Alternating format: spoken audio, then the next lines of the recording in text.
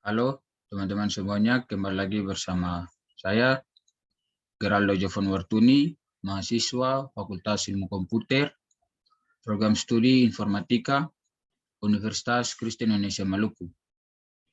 Di saat ini, saya akan membawakan materi tentang jaringan komputer dari mata kuliah Pengantar Teknik Informatika.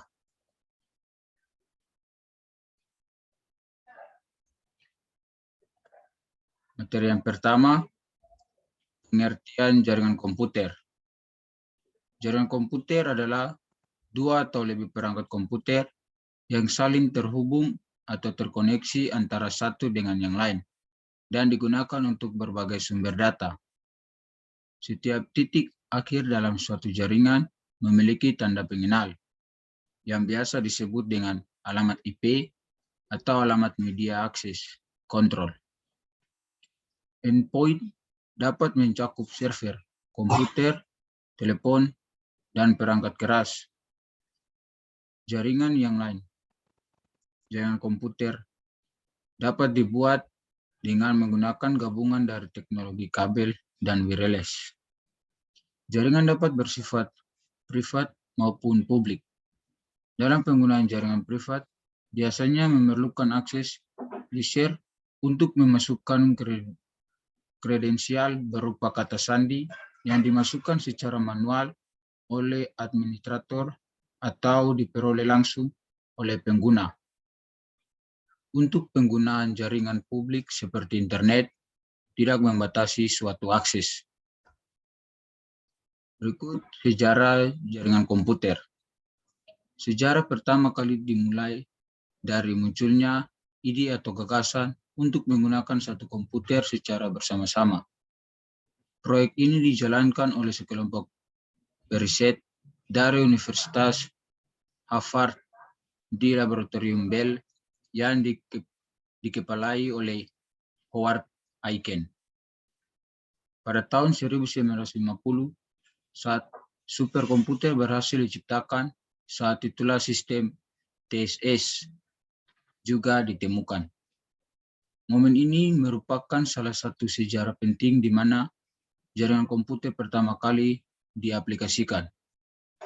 Seiring berjalannya waktu, pada tahun 1982, Transmission Control Protocol berhasil ditemukan. Kemudian, pada tahun 1984, Domain Name System juga telah ditemukan. Dan momen paling bersejarah lahir pada tahun 1990, di mana tim Berners-Lee mencetuskan program World Wide Web. Dan untuk tahun-tahun berikutnya, jaringan komputer mengalami perkembangan yang sangat pesat. Berikut jenis-jenis jaringan komputer. Setelah membaca beberapa ulasan singkat mengenai pengertian dan sejarah jaringan komputer, selanjutnya kita akan membahas beberapa hal terkait jenis dari jaringan komputer itu sendiri. Yang pertama, PAN. Jenis jaringan ini mencakup wilayah yang lebih kecil, misalnya saja pada kantor dan rumah. Biasanya banyak digunakan hanya untuk keperluan internet serta printer dan tidak memerlukan resource cache yang besar untuk menggunakan jaringan PAN. 2. LAN. Jaringan LAN berfungsi untuk menghubungkan perangkat jaringan dalam kondisi jangkauan yang relatif kecil. Contoh penerapan jaringan LAN yaitu sistem jaringan pada sekolah, kantor, maupun rumah. Banyak orang yang cenderung menggunakan konektivitas tertentu, terutama pada token ring dan Ethernet. Selain itu, LAN juga menyediakan teknologi jaringan wireless dengan menggunakan Wi-Fi dan lebih dikenal dengan WLAN. 3. CAN. Jaringan CAN dapat dibilang memiliki kesamaan dengan MAN, namun lebih terbatas dalam ruang lingkup kampus, atau akademisi. Untuk jaringan ini lebih banyak digunakan untuk keperluan praktik lab, email, pembaruan kelas, dan lain sebagainya. 4. MAN. MAN adalah jaringan yang menghubungkan antara satu perangkat komputer dengan perangkat yang lain dalam ruang lingkup kota pada jaringan yang sama. Jenis jaringan ini lebih besar dari jaringan LAN. 5. WAN. WAN merupakan kumpulan dari LAN yang tersebar secara geografis. Jaringan WAN cenderung untuk menggunakan teknologi seperti ATM, X25, serta frame relay untuk konektivitas jarak yang lebih jauh lagi. 6. Internet. Internet adalah jaringan komputer terbesar yang pernah diciptakan oleh manusia. Ruang lingkup dari internet mencakup hampir seluruh penjuru dunia.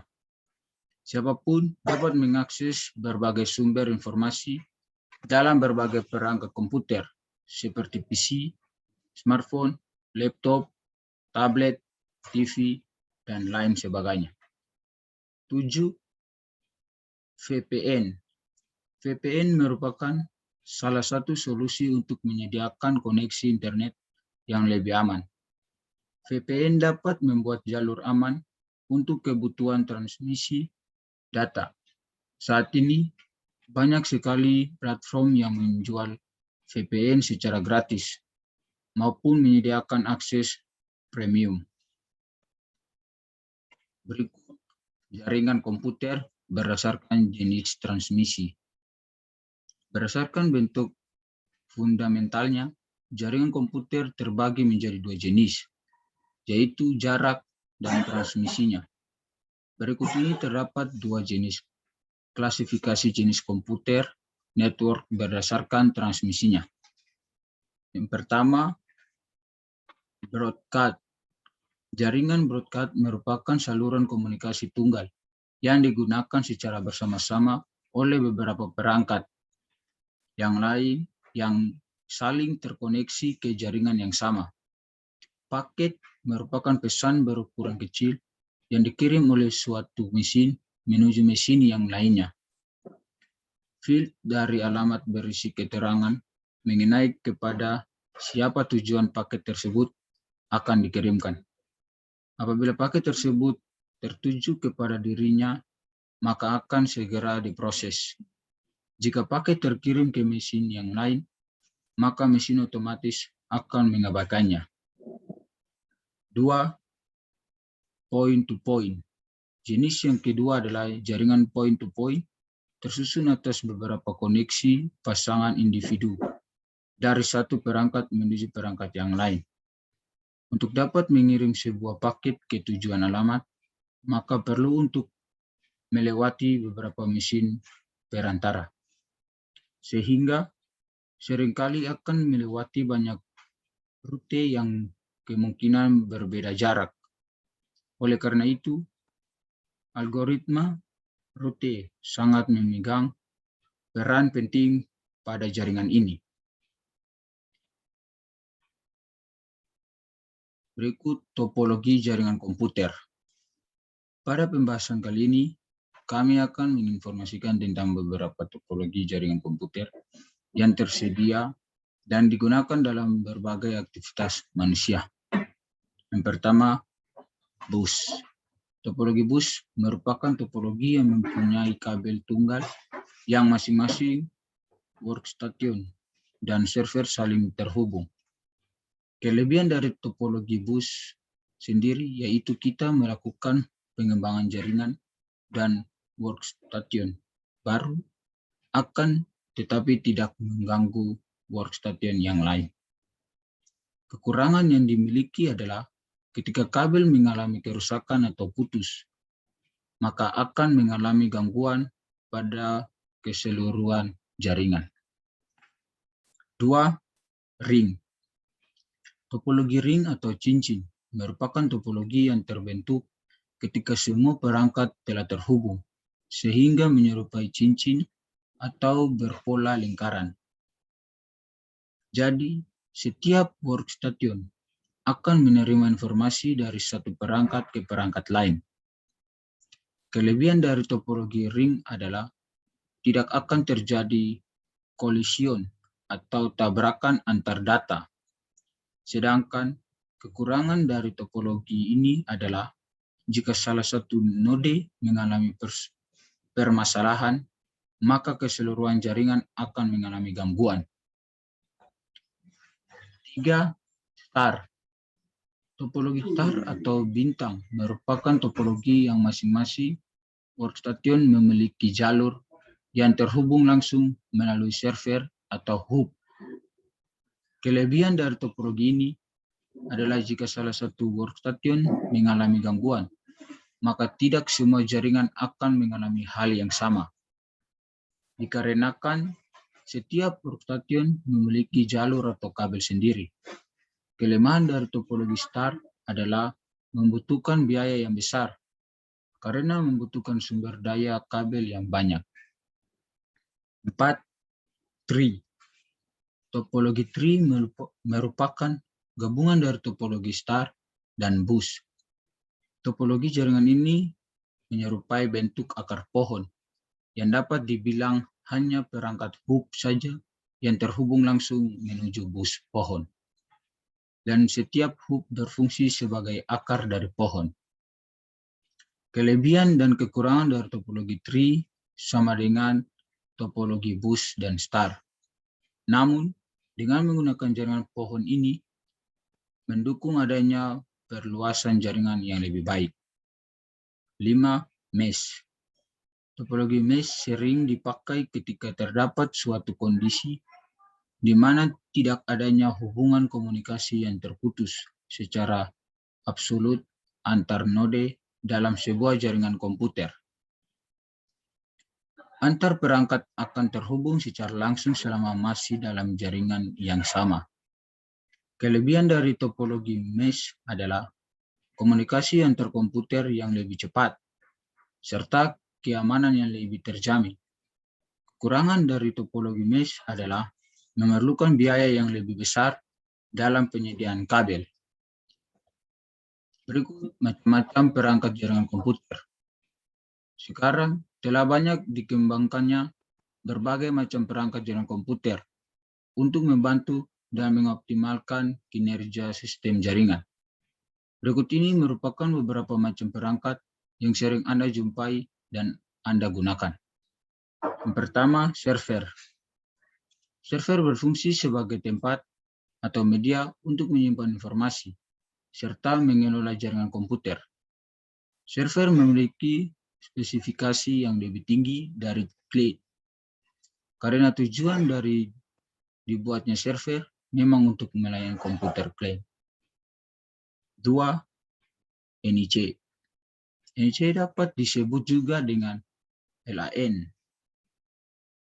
yang digunakan supaya komputer dapat terhubung dengan jaringan. Ethernet terbagi menjadi 4 jenis, yaitu Ethernet 10 bit atau detik, Fast Ethernet 100 megabit atau detik, Gigabit Ethernet 1000 megabit per detik, dan Tethering 10.000 megabit per detik. 3. Kabel jaringan. Kabel jaringan merupakan media untuk menghubungkan satu perangkat dengan perangkat yang lain. Terdapat beberapa jenis kabel untuk pembuatan saluran jaringan. Di antaranya adalah kabel koaksial, fiber optik, dan twisted pair. 4. Hub dan switch. Switch merupakan perangkat jaringan komputer yang berfungsi untuk menghubungkan beberapa komputer. Secara fisik, bentuk dari switch sama dengan hub. Namun jika dilihat dari sisi logika, switch sama dengan bridge. Switch memiliki dua tipe, yaitu unmanned switch yang merupakan tipe termurah dan managed switch yang merupakan tipe termahal. 5. Router. Router adalah perangkat perangkat Yarkom yang berfungsi untuk menghubungkan jaringan LAN ke dalam suatu jaringan WAN, serta mengelola lalu lintas dari data di dalamnya. Router dapat menentukan jalur terbaik karena memiliki tabel routing untuk melakukan pencatatan terhadap semua alamat dalam jaringan. 6. Bridgeway. Bridgeway adalah sebuah piranti yang digunakan untuk meneruskan lalu lintas antara segmen jaringan berdasarkan informasi pada sebuah data link. Bridgeway juga memiliki fungsi untuk membagi jaringan yang besar menjadi beberapa jaringan kecil. 7. Modem. Modem merupakan perangkat yang digunakan untuk menghubungkan antara perangkat komputer dengan penyedia layanan internet atau disebut juga dengan Internet Service Provider. 8. Repeater. Repeater adalah suatu perangkat yang berfungsi untuk memperkuat dan meregenerasi jaringan dan sinyal yang masuk. Repeater berusaha untuk mempertahankan integritas dari sinyal jaringan. Kelemahan dari repeater sendiri adalah tidak dapat melakukan filter trafik dalam jaringan. 9.